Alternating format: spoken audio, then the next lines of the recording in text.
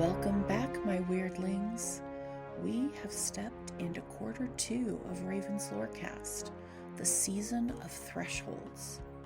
If quarter 1 was about origins, about where we come from, quarter 2 is about crossing.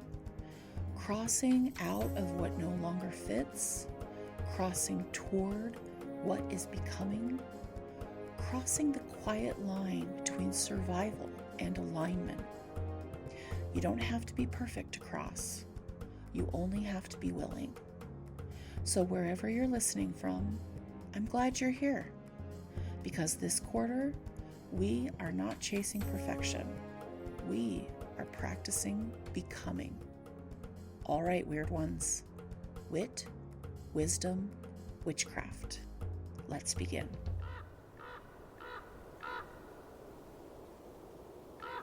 Weird ones, come closer, because tonight's work is quiet.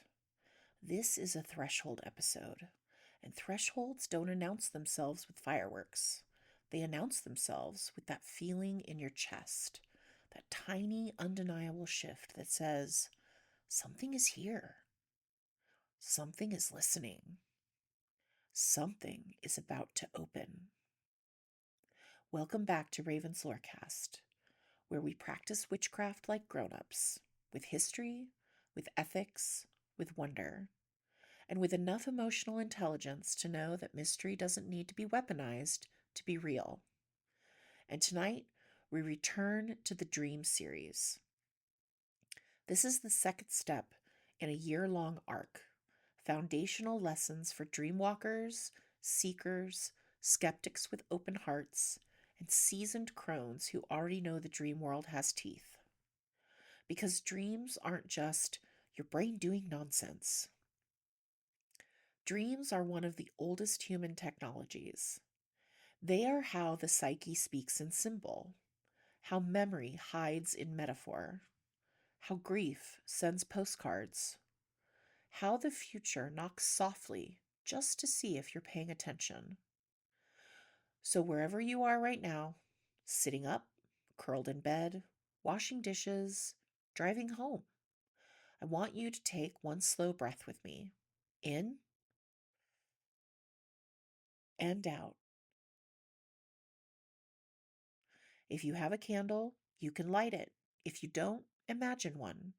Magic has never required props. It requires presence. And tonight, presence is protection. Because we're going to talk about dream work across the world, across cultures, across time, across spiritual lineages that deserve reverence. Which means we're doing this the very Raven way. No sensationalism, no stealing, no pretending we can teach what isn't ours to teach. No romanticizing, no flattening sacred traditions into aesthetic. We are here to listen. We are here to remember. We are here to stand at the edge of the unseen and say, with humility, I don't need to own it to honor it. So here is the container for tonight. If your dreams have been heavy lately, if you've been waking up tired or unsettled or raw, you are not broken. If you don't remember your dreams at all, you are not failing.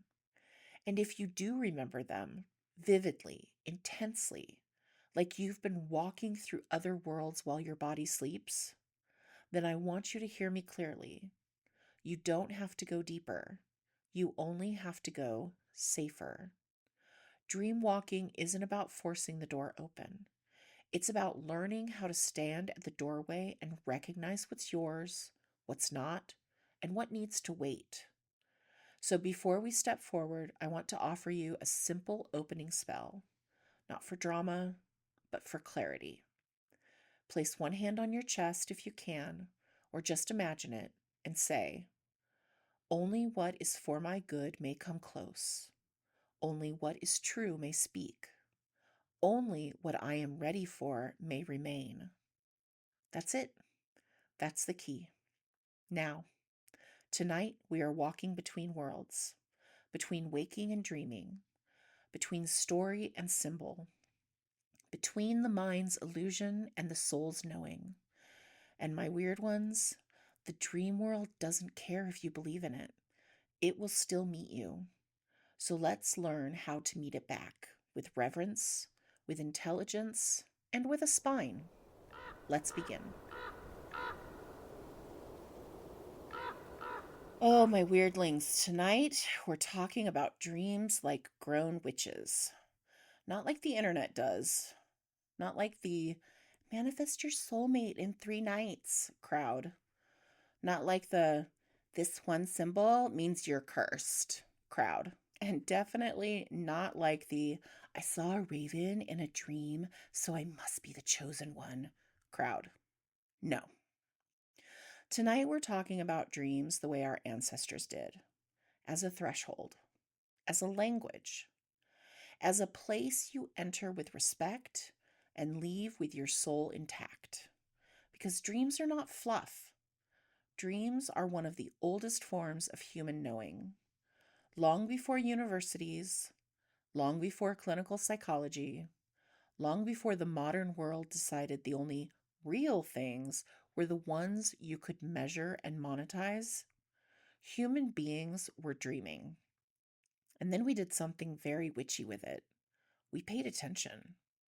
We noticed patterns. We noticed visitations. We noticed warnings. We noticed the way grief showed up in symbol. We noticed the way the dead sometimes arrived not as ghosts, but as presence. And across cultures, across continents, across thousands of years, humans came to the same conclusion again and again.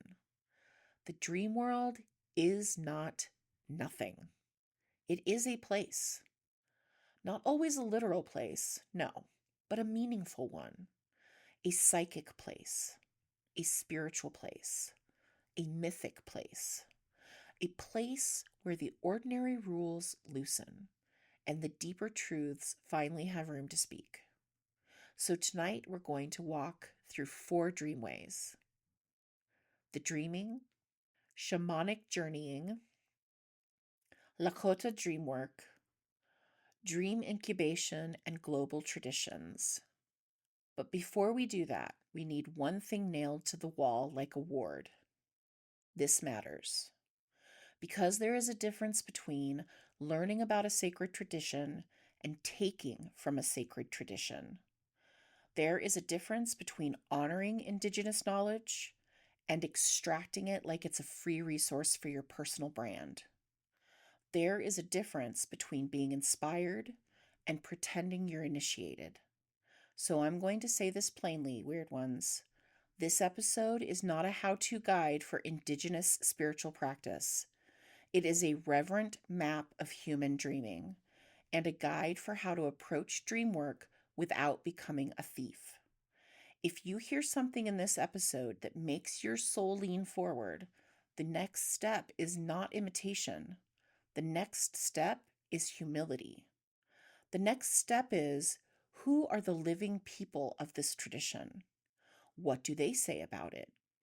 What is closed practice? What is shared? What is not mine to touch? Because the dream world is a threshold, and thresholds have guardians. And one of the oldest guardians is this: respect.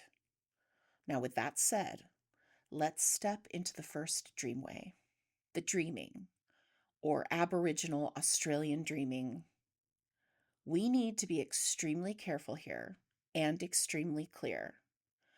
When many Aboriginal Australian peoples speak about the dreaming, they are not talking about cool dream symbolism. They are speaking about an entire sacred reality, a living cosmology, a framework of existence that holds creation, law, kinship, land, story, spirit, identity, responsibility. The dreaming is not the past. It is not myth in the way modern people use that word to mean fake. It is living. It is present. It is the sacred pattern beneath the world. And here's what matters for us as Raven's Lorecast listeners. The dreaming teaches that reality is layered, that land is not inert, that story is not entertainment, that spirit is not separate from daily life. And if you're a baby witch listening right now, here's the translation. Dreamwork is not just about what you see, it's about what you are responsible for after you've seen it. Because the most dangerous kind of spirituality is the kind that collects visions and refuses accountability. The dreaming, when honored properly, does not let you do that. It reminds you knowing is a duty, story is a covenant, seeing is not a party trick. And that is a lesson the modern world desperately needs.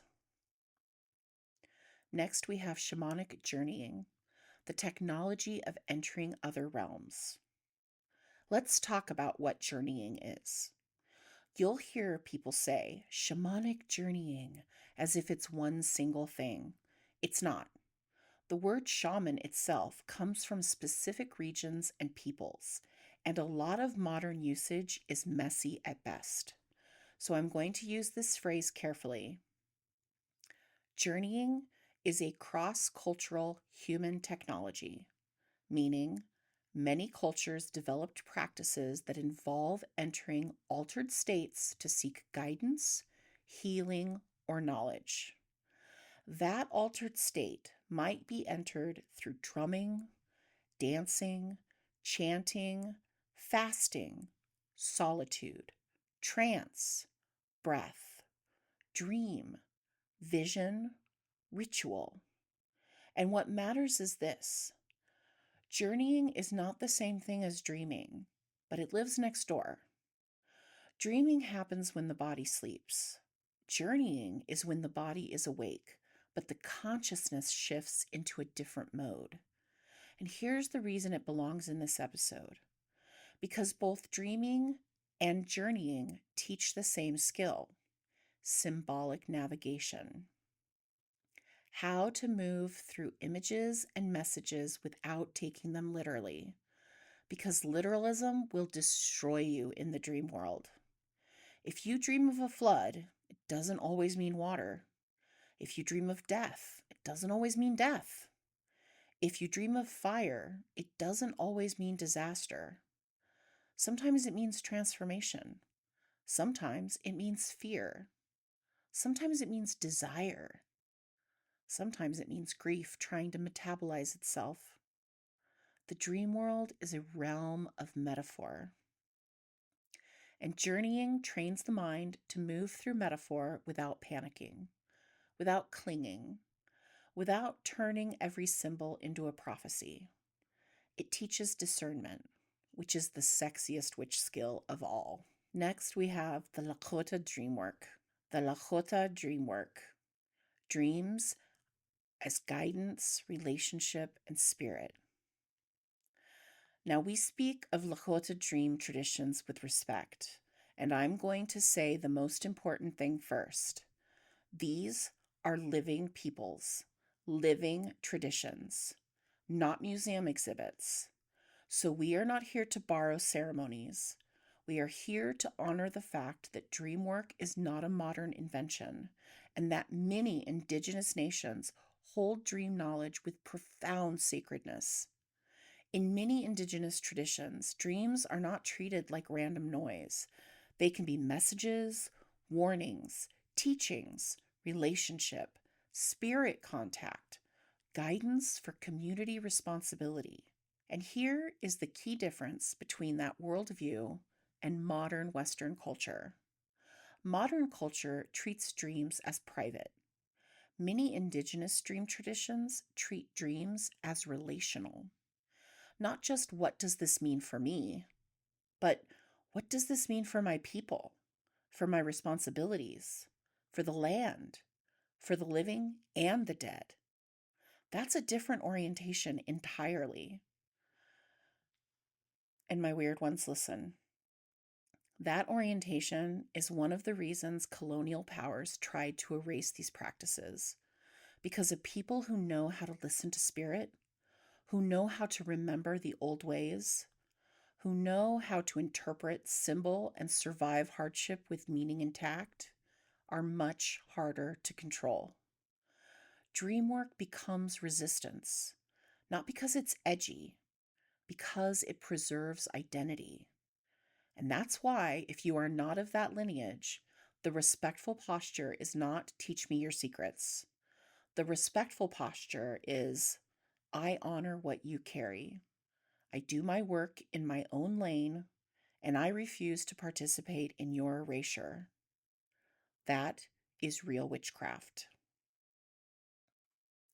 Finally, we're going to discuss dream incubation. When humans learned to ask the night a question. This is the practice of intentionally preparing to dream in order to receive guidance, healing, or answers. You see this in ancient temples. You see it in folk traditions. You see it in modern practice, sometimes clumsy, sometimes beautiful. And you also see of it in various Indigenous and animist cultures, including Orang Asli dream traditions and Amazonian dream cultures. And again, we are not here to steal. We are here to recognize a shared human truth. People have always asked the night for wisdom. The question is not whether dreams are meaningful. The question is, can you ask without demanding? Can you receive without clinging? Can you witness without making it all about you? Because dream incubation isn't, I'm ordering a vision like DoorDash. It's a relationship. It's a request. It's a respectful knock on the door. And the dream world, weirdlings, has moods. Sometimes it answers. Sometimes it refuses. Sometimes it gives you something sideways. Sometimes it gives you a metaphor so sharp you wake up sweating. And that's why we treat it like sacred terrain, not content. Here's the Raven rule: what you can do without appropriating anything. If you're thinking, okay, Raven, if I'm not supposed to copy sacred practices, what can I do? Good. That means your ethics are alive. Here is what you can do tonight, safely and respectfully. First, create a dream boundary. Before sleep, say, only what is for my good may enter. Only what is true may remain. Second, ask one clean question. Not 10, not frantic, not desperate. One. Examples. What am I not seeing clearly? What do I need to release? What part of me is trying to come back? What is ready to change? Third, write down whatever you remember, even one word, even a color, even a feeling, because the dream world respects effort. Fourth, treat the dream like a symbol, not a sentence. You're not looking for literal prediction. You're looking for meaning. Fifth, don't chase the dream world if you're dysregulated. If you're in a trauma spike, panic cycle, or deep exhaustion, your first magic is sleep, not symbolism. Rest is not weakness. Rest is spell work. So let's stitch this all together. The dreaming teaches us that reality is layered and sacred. Journeying teaches us how to navigate symbol and altered states. Lakota and other Indigenous dream traditions remind us dreams are relational, responsible, and living. Dream incubation shows us humans have always asked the night for guidance. And the thread through all of it is this: dreams are not entertainment. They are threshold language. And a dreamwalker is not someone who has wild visions. A dreamwalker is someone who knows how to listen without stealing, interpret without spiraling, witness without ego, Remember without romanticizing, and return to the body with wisdom intact. That's the work. That's the practice. That's the path between worlds. And now we take that understanding and we bring it to the sky, because tonight the heavens are speaking too. Let's move into celestial happenings. Bright ones, if the dream world is a threshold, then the sky is the lantern hanging above the door. Not a command, not a prophecy, not a cosmic courtroom handing down verdicts. A lantern, a pattern. A reminder that cycles exist whether we're paying attention or not. And when we do pay attention, we stop feeling like life is random violence.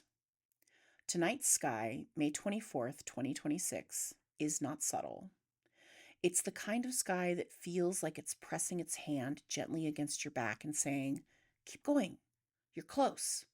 The veil is thin, but you don't have to tear it.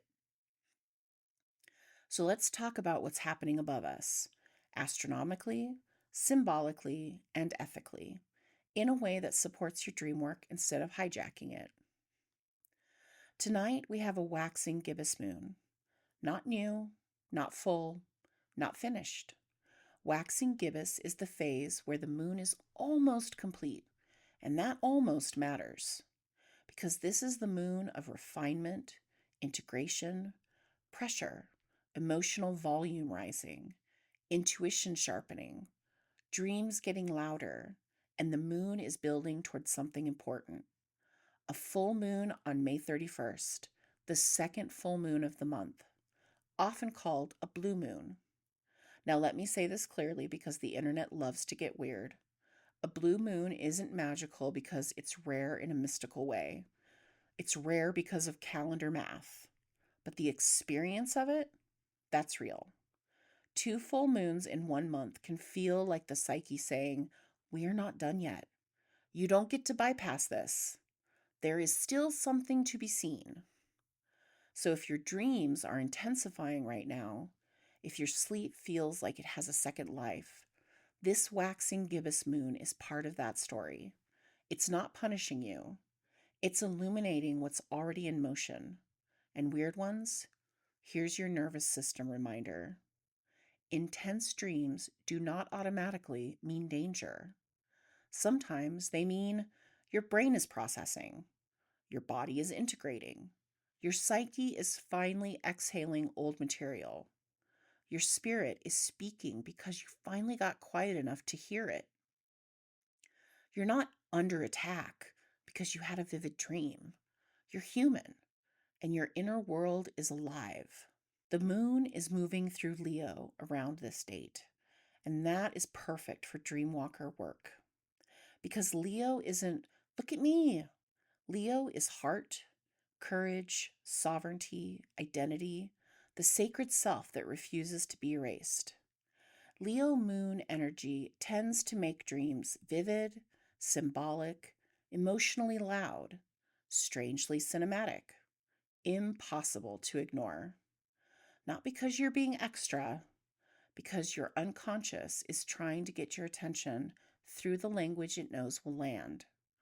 Leo dreams often carry themes like being watched, being tested, being seen, being chosen, being rejected, being adored, being exposed, being asked to claim your own truth. And the lesson is almost always the same. Stop shrinking. Not into ego, not into performance, but into presence, into I belong in my own life. Now, there's another layer here, because Leo is the realm of the royal star. Let's talk about Regulus for a moment. Regulus is one of the brightest stars in the sky, often called a royal star, and it's associated with the heart of the lion. Symbolically, Regulus has always carried themes like leadership, integrity, courage under pressure, the price of power, the truth beneath the title. The difference between being seen and being sovereign. And if Regulus is active in your sky, or even just present as a symbolic anchor, then the dream world may be doing something very specific. It may be asking you, are you living your life from your center or from your fear? Because there's a kind of courage that is performance, and there's a kind of courage that is quiet. Regulus is the second kind, the heart that holds steady, the self that doesn't beg, the spirit that doesn't need applause to be real. So if you dream of crowns, lions, gold, stages, ceremonies, gates, doors, eyes watching you, being called forward, that's not random. That's the threshold saying, step into your own authority. Now let's talk about one of the most beautiful pieces of the sky, Jupiter approaching Pollux. Pollux is one of the twin stars of Gemini, and Jupiter is bright enough right now that it becomes a beacon. Astronomically, Jupiter is visually pairing with Pollux in the Gemini region of the sky. Symbolically, this is perfect for a Dreamwalker episode, because Gemini is the sign of messages, symbols, duality, two truths at once, translation, threshold language. And Pollux specifically is one of the twins. So tonight's sky is literally giving us the twin world image. Waking world, dream world. Day self, night self. The part of you that functions, the part of you that knows. And Jupiter, planet of meaning, expansion, wisdom, is saying, look closer. There is a bigger story here. Jupiter doesn't whisper. Jupiter teaches. So if your dreams have been repeating themes lately, if you keep getting the same symbol, the same person, the same setting, that's Jupiter energy. The lesson persists until it's integrated, not because you're being punished, because you're being invited. Venus is shining in Gemini right now too, bright in the west shortly after sunset. And Venus in Gemini is not the heavy, tragic romance of old poetry. Venus in Gemini is curiosity. It's flirtation with meaning. It's the part of the soul that says, what if this symbol is trying to seduce you into remembering who you are?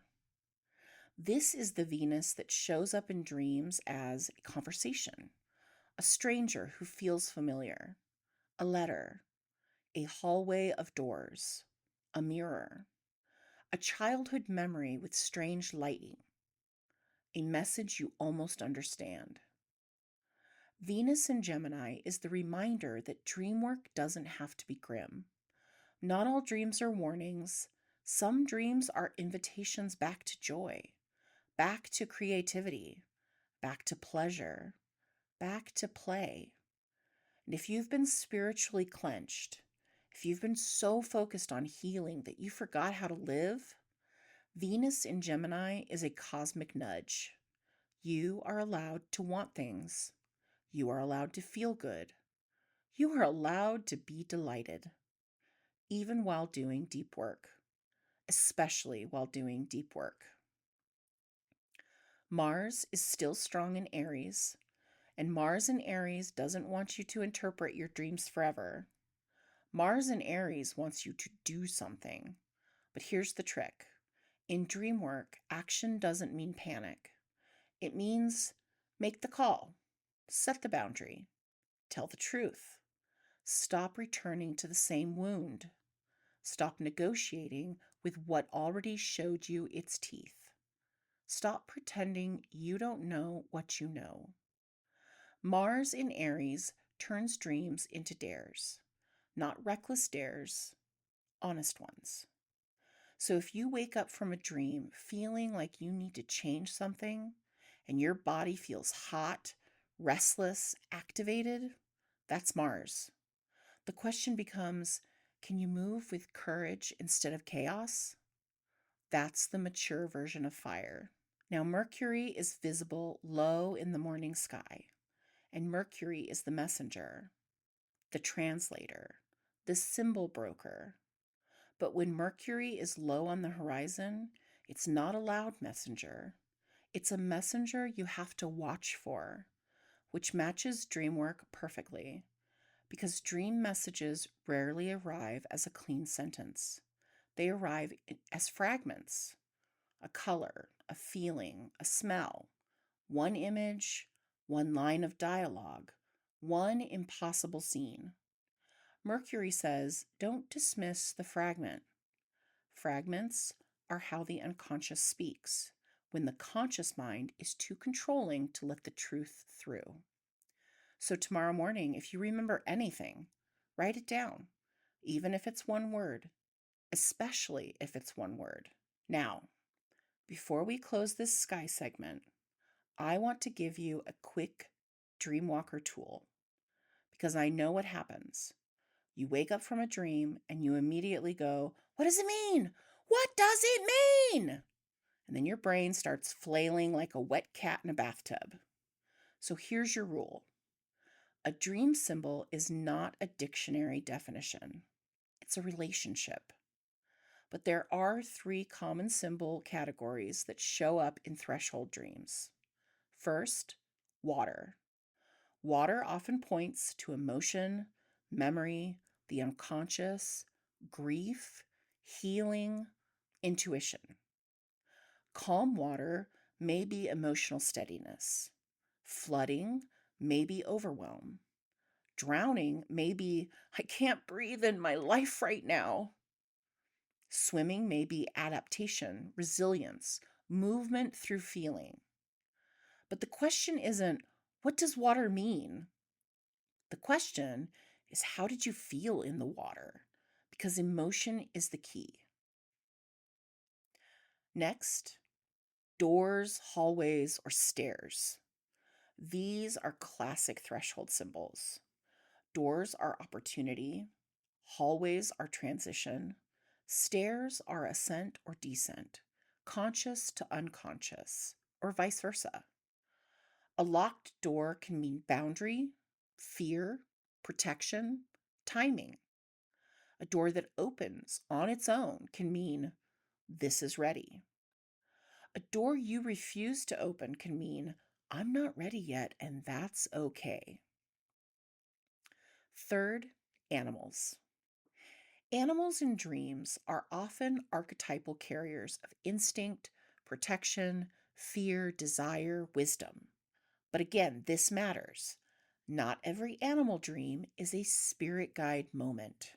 Sometimes it's your nervous system using an animal shape to communicate.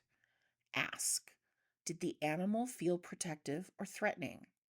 Was it watching, chasing, leading, hiding, speaking? Did it feel like you or like something outside you?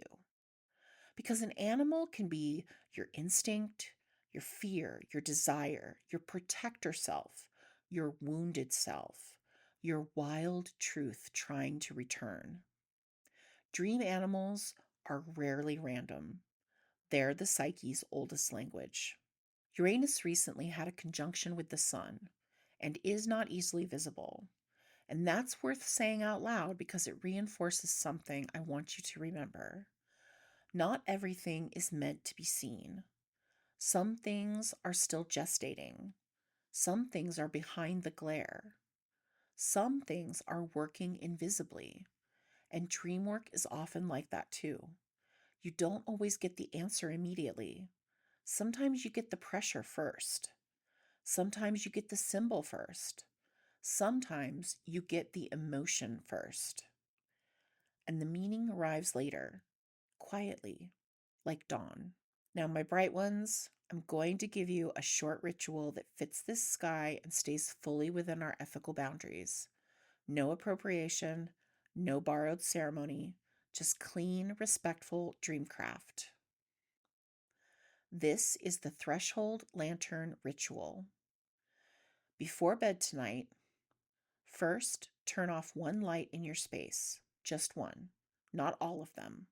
We're not trying to perform darkness, we're making a threshold. Second, put a glass of water near your bed. Water is memory. Water is witness. Third, say aloud, I do not demand. I do not chase. I do not steal what is not mine. I listen with respect. I remember with care. Fourth, ask one question. One, then stop talking, because the dream world is not impressed by frantic bargaining. And if you wake up in the night, even half asleep, touch the glass of water and say, I am safe in my body. That's it. That's the spell. Dreamwalking is not about leaving the body behind. It's about building a bridge that lets you return safely. So tonight's sky is not here to scare you. It's here to remind you the dream world is real enough to respect. The moon is bright enough to guide you. Jupiter is close enough to Pollux to remind you there are always two worlds at once. And you are not lost. You are simply learning the language of the threshold. And now we bring it home, into the kitchen, into the body, into the part of the ritual where the unseen becomes edible. Let's move into kitchen witchery. My weirdlings, welcome to the part of the ritual where we stop trying to wrestle the dream world with our minds and start inviting it through the body. Because if there's one thing I want you to remember from this Dreamwalker arc, it's this. Dreamwork is not just spiritual. It's neurological. It's hormonal. It's memory. It's nervous system. It's chemistry wearing a crown of symbols. So tonight's kitchen witchery is not a feast. It's a threshold offering. A simple, comforting loaf, gluten-free, dairy-free, and optionally egg-free, paired with chamomile oat milk. Not because food is required for dreaming, but because the body remembers better when it feels safe. And when we treat our bodies like allies instead of obstacles, the dream world gets kinder. This is Dreamer's Bread, a ritual of grounding, gentle sweetness, and remembering. Let's begin. This bread is built like a dream container. Banana and sweet potato is grounding, steady blood sugar, earth under your feet energy. Chamomile, nervous system softening, emotional quieting, doorway to sleep. Sunflower seeds, clarity, light, keep the lantern lit symbolism. Optional walnuts and pistachios, depth, richness, the prophetic undertone. Cinnamon, nutmeg whisper, warmth, threshold spice, not stimulation. Gluten-free, dairy-free, egg-free options, so no one is left out of the circle. And here's the modern translation, because we're not doing superstition-only witchcraft here.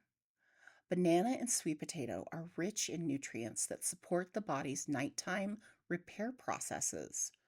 Warm chamomile milk supports downshifting into rest. A small, balanced bedtime bite can help prevent wake up at 3 a.m. starving and anxious energy. This is not a promise.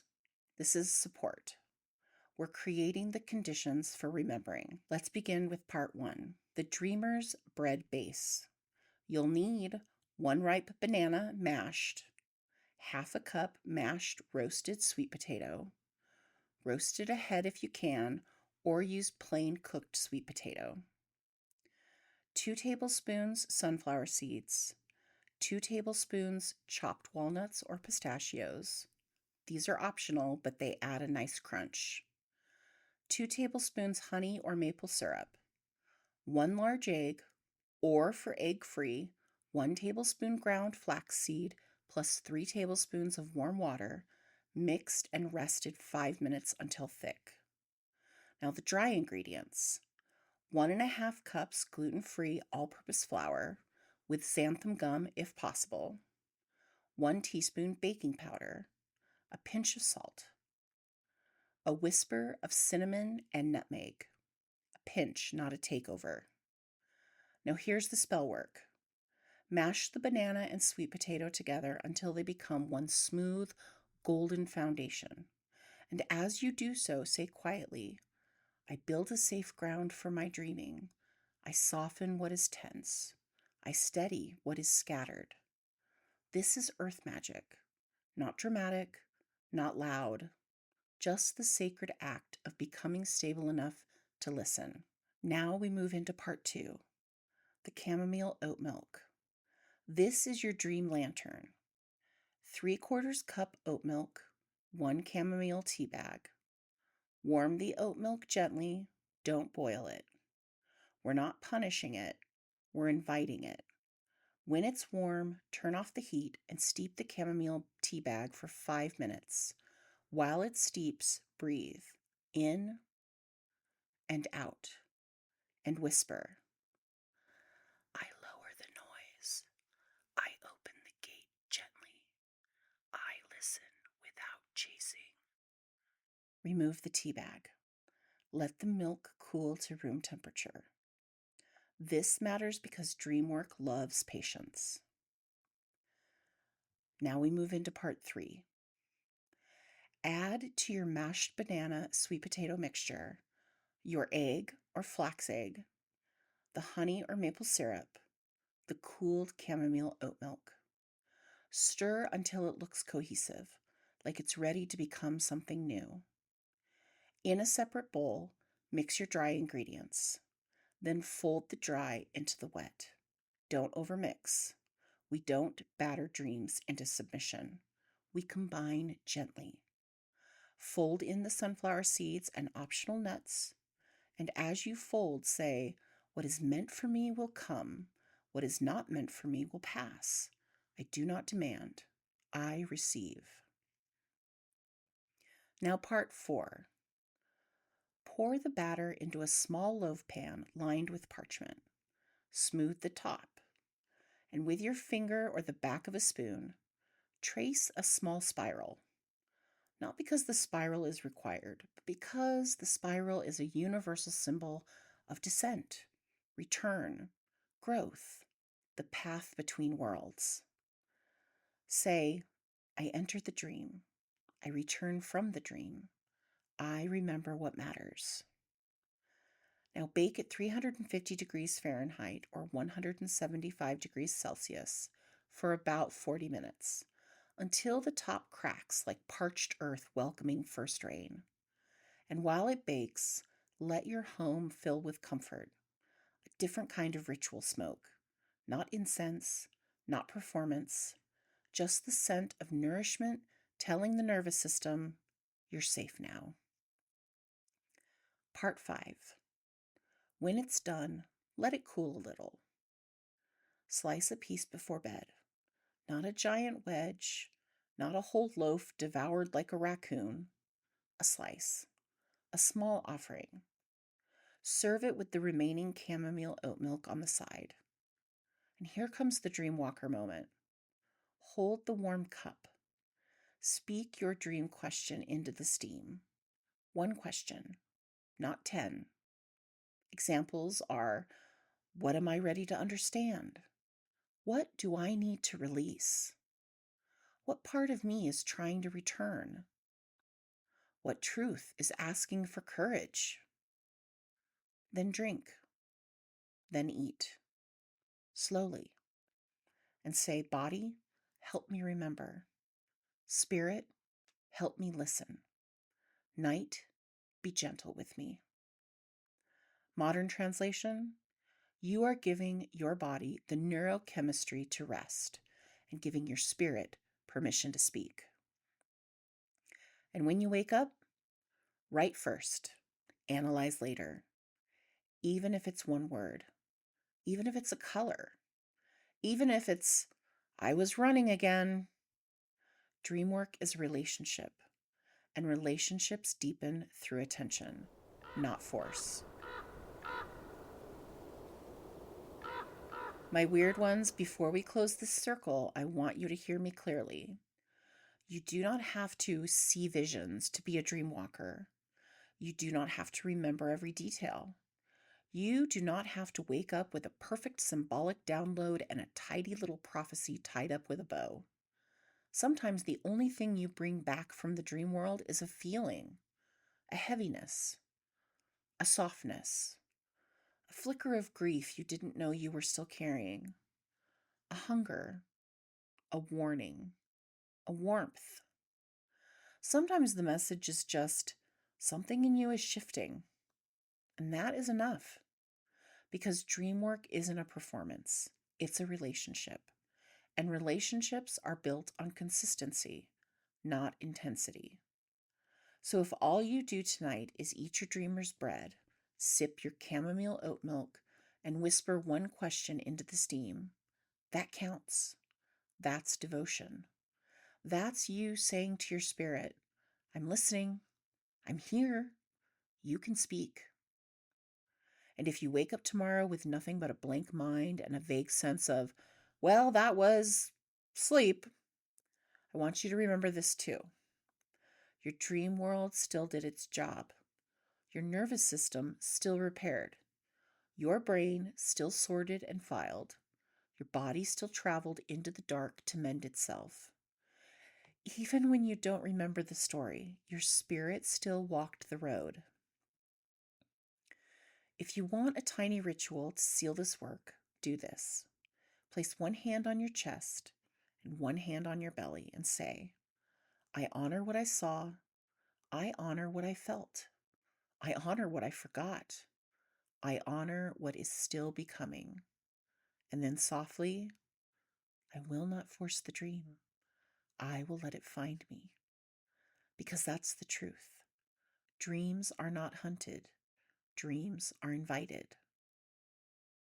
Tonight or tomorrow morning, write down anything. A word, a color, a fragment, a sound. Even if it's just running, water, grandmother, teeth falling out, doorway, fire. No judgment, no analysis, just the thread. Because one thread becomes a tapestry faster than you think. And until next time, my weird, radiant, sleepwalking saints, may your rest be deep. May your dreams be honest. May your spirit come home safely. And if the dream world opens a door, may you remember the way back. Open the door between moments, even if it's a color, even if it's I was running again. Dream work is a relationship, and relationships deepen through attention, not force.